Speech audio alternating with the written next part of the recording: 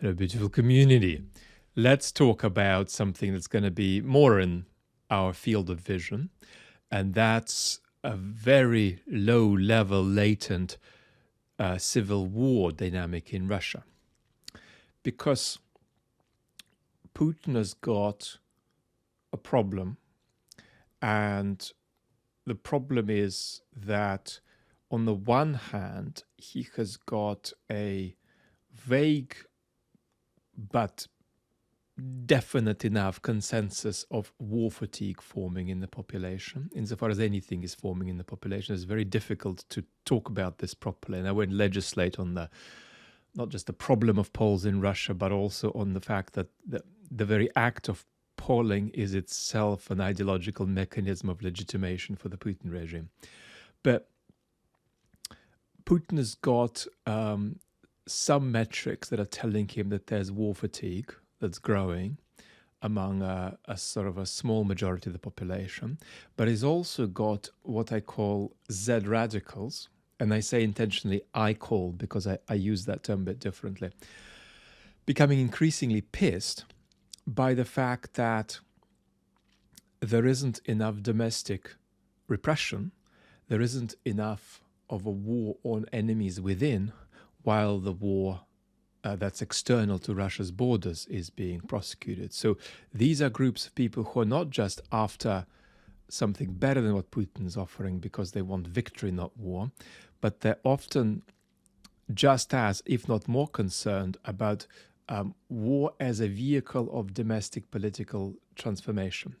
And today we will read a hysterical piece, a bit of a hysterical piece by Mr. Alexander Prokhanov, who is the other Dugin in Russia. He's a quarter of a century older than Dugin, and he has made a political intervention against a certain Mr. Chubais recently, who is a kind of a Yeltsinite remnant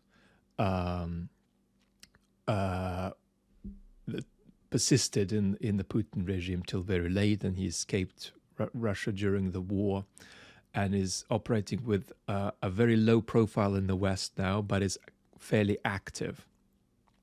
And a couple of people affiliated with him in Rosnano, the nanotechnology story that Chubais was running, there were a couple of arrests of his affiliates from a few days ago.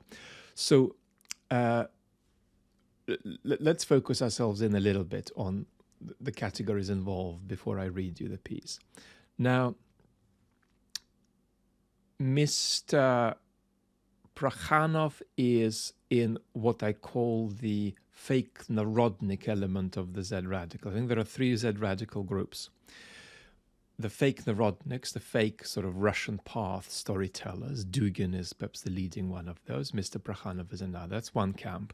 The other Z camp is what I call ideologues of return. Mr. Girkin is the leading proponent of that. Return of lands that are spiritually Russian but have de facto ceased to be Russian after the collapse of the Soviet Union.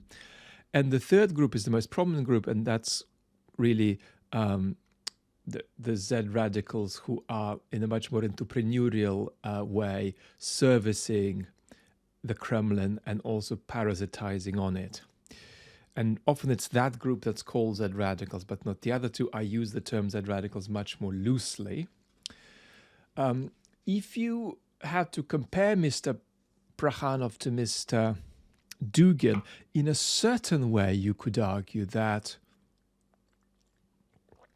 Mr. Prokhanov is more apparently fascist, because certainly when it comes to the Ukraine war, the full-scale invasion of Ukraine, Mr. Dugin talks about the extraordinary transformative power for Russia of kicking Ukrainian butt. But Mr. Prokhanov doesn't talk about it like that. Mr. Prokhanov talks about not kicking the butt of the enemy and then that leading to good things, but he talks about the very process of fighting the war as being spiritually elevating. So that's a little bit more sort of, mystical and sort of kitschly obscurantist than Mr. Dugin. Now, Mr. Putin is profoundly and hilariously dismissive of both Mr. Dugin and Mr. Prokhanov. He interacts with Mr. Prokhanov more frequently, if only because Mr. Prokhanov appears in public events and often asks Putin questions like, Mr. Putin, would you say that our tanks in Ukraine are metallic objects that need to be understood spiritually because their very action there is itself a mode of historical transformation for the spirit of Russia into its true form that has been obscured by the malignities of history. And Mr. Putin hears that out, and then he says, well, it's so nice to have Mr. Prokhanov with us here. I'm not going to comment on the particulars of what he said, giggle, giggle. But we're just very grateful that Mr. Prokhanov's eloquence is always with us. So there's a kind of a completely dismissive, comical attitude that Putin has to Prokhanov as he does to Dugin. Now, Dugin's piece is part denunciation of Mr. Chubais, part kitsch fever dream, and part a political request for an activation of a domestic civil war so that the external war is used properly to asphyxiate the enemies within. So let's read a little bit about Mr. Prokhanov's meanderings, and then we can react a tiny bit. Chubais hates the Russian people. This is going to be comic, this is going to be really good, by the way, and this is going to be unbelievable. It's going to be probably worse than Dugin, the sort of the humiliating floral faux spiritual militarism here. In his youth, Chubais dealt in flowers. They were flowers of evil. Russia inhaled their stench, and to this day it splutters blood. Now you think that Tucker Carlson's discourse is unlovely. Chubais was the foremost figure to emerge alongside Yeltsin, a talentless and insignificant ignoramus like his chief advisor. His support, who transformed drunken mumblings into lightning operations deadly for Russia. So he's sort of exaggerating Chubais's power, Chubais's influence, because part of the point of what he is writing here is to scare the Kremlin into the thought that A, they're not doing enough domestic repression, and B, that they're going to be screwed if they do peace without much more domestic repression, at least. Chubais created the Russian oligarchs. Today, half of the Russian elites consist of those who have snorted the poisonous flowers of Chubais. Chubais has infiltrated every fiber of the Russian elite. Noisily, like a swarm of bats, the liberal creative intelligentsia has flown out of Russia.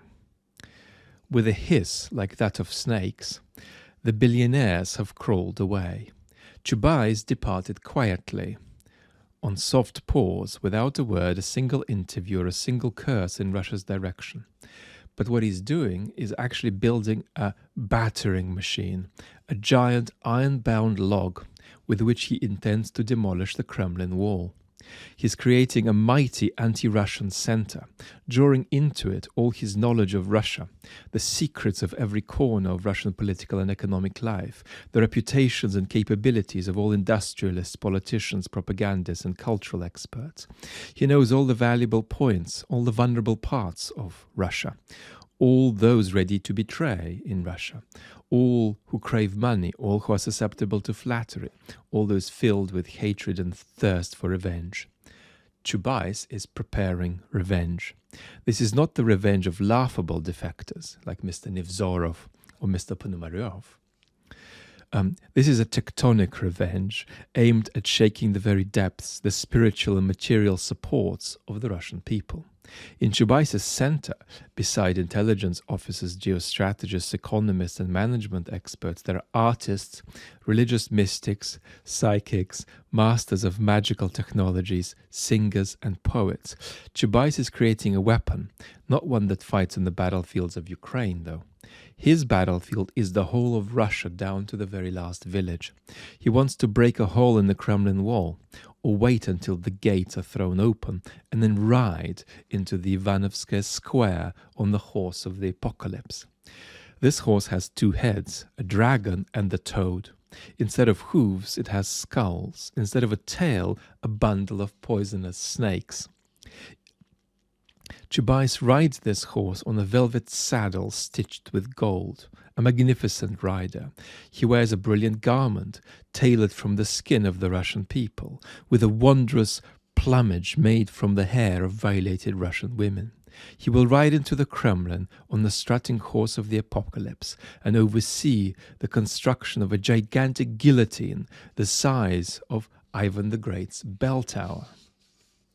So that this Tsar guillotine works day and night, and thousands of Russian heads will roll down from the Kremlin, clogging the Moscow River. Compatriots, however, do not be frightened.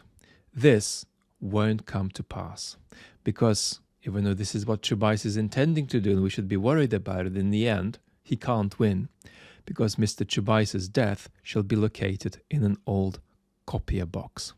And the box was discovered by investigators conducting searches into the offices of Rosnano. Reference back to the couple of arrests we had earlier this month.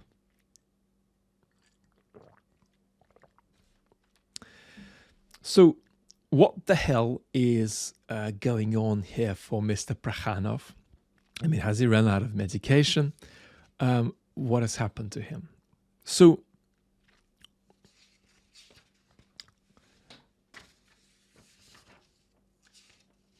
what we've got is a situation where the message isn't win the war, but get the enemies within, please. And the second message is peace will be a threat to the regime's stability. And so the regime needs to act preemptively on that. And here, Prokhanov builds this sort of kitsch mythology of Chubais's supposed actions in the West. So this is all a sort of vast and comical exaggeration. But he's trying to sort of push the case, scare the regime into the idea that they need to do a lot more in terms of prosecuting a domestic sort of civil war against enemies. And he's making a very interesting threat. Not a very plausible one, but he's trying at least. And the threat he's making out is that some of the ex-Yeltsinite, technocratic bureaucrats will re-infiltrate the country, mainly from abroad, but partly by reawakening little cells within the country. And they're going to come back and topple the regime unless you act more. So what's the functional politics involved here? It's the same functional politics as the politics of Dugin. That's to say, the Prokhanov is asking for more domestic transformation so that he can get a more powerful and cushy position in the country as a result of that transformation. So the war isn't being used to generate the kind of social transformation that Russia needs and that will elevate the social and political power and status of Mr. Prokhanov and Mr. Dugin and the like, and their like. And so interestingly, look at what this means for how that bit of the Z radicals see Putin. They see Putin not as their leader, but as a bridge between the Russia they despise and the Russia they wish for. They see him as a kind of a necessary transitional evil. but nevertheless, one who can act more in favor of their interests if they properly pressurize him. But all of this, if you like, qualification, whatever is the word, of Russia's domestic conflict, all of that will rise to the surface much more as we approach talks and negotiations. Lots of love.